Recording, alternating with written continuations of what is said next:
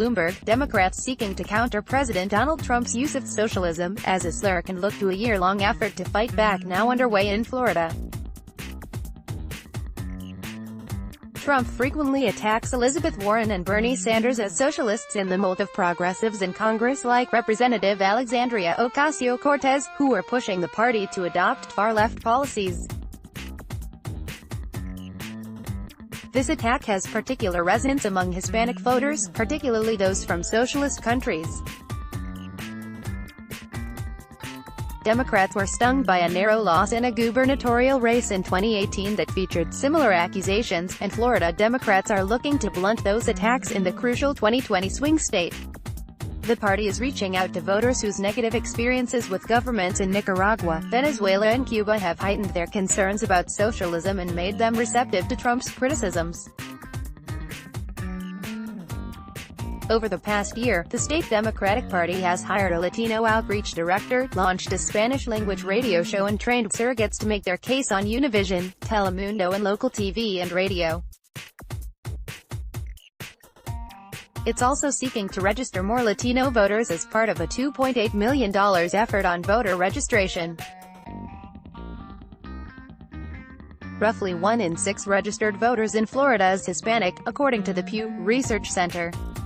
Exit polls showed that Cuban Americans, who make up roughly a third of Florida Hispanics, were about twice as likely to vote for Trump in 2016 as non-Cuban Hispanics.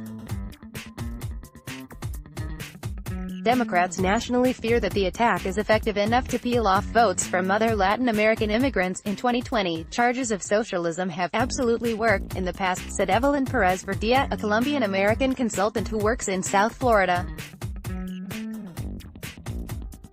They are playing with the fears of our communities, she said.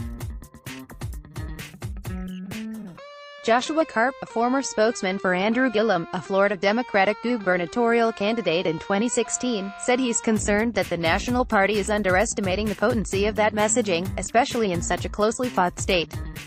Gillum lost by slightly less than half a percentage point in a race in which both Trump and the Republican candidate, Ron DeSantis, painted him as a far-left socialist who wants to turn Florida into Venezuela, a label Gillum rejected and fact-checkers rated as false.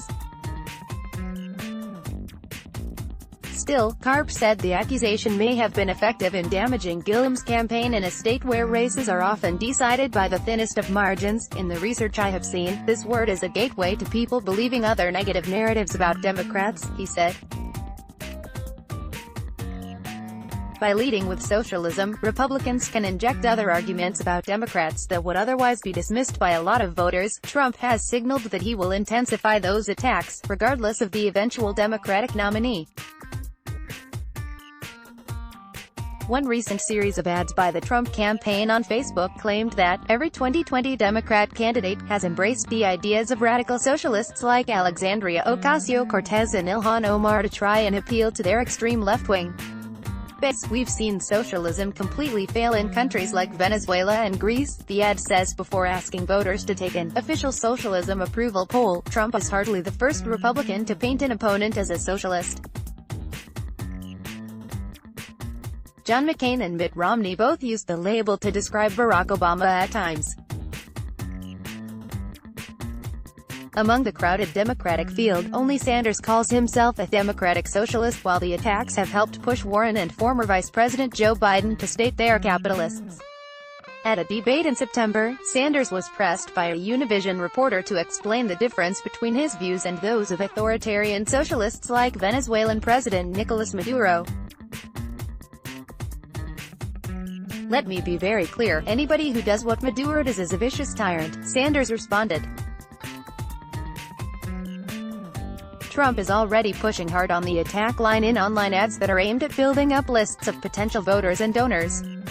Online ads. A recent online ad segues from a news segment on the Green New Deal proposal endorsed by Sanders and Ocasio-Cortez to images of Joseph Stalin, Fidel Castro and a flag burning by a fringe U.S. group, the Revolutionary Communist Party, all shown beneath a banner urging viewers to text the campaign. Trump is spending big on online ads already, putting $24 million toward ads on Facebook and $13 million for ads on Google so far, making him one of the biggest advertisers on both platforms. But Florida Democratic Party spokeswoman Luisana Perez Gonzalez said many of the key voters there can be reached better through local radio and TV shows. That led the party to launch Democracia al Dia, a half-hour radio show on Saturdays that reaches about 6,000 listeners each week, and why it's training media surrogates to appear on local news shows.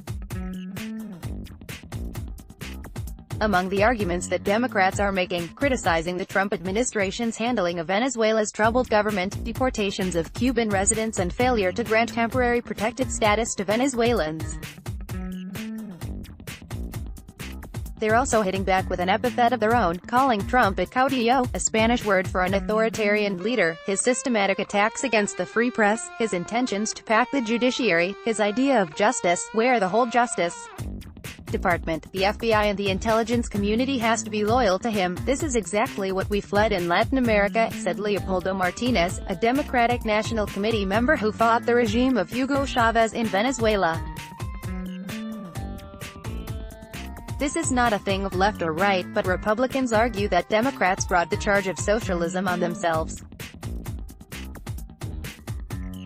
Rory Cooper, a Republican political strategist, said that Democratic proposals for Medicare for All, a Green New Deal and free college have reinvigorated the debate over socialism, as has the prominence of Sanders in the primary. If you look at the platform that the Democrats are struggling with right now, it's very clear that within their own party there is this generational tension between the Bernie Sanders platform and the Obama-Biden pragmatic platform, he said.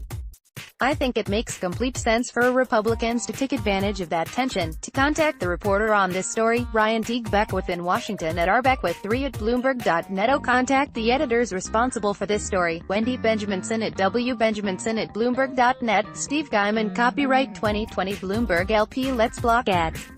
Why?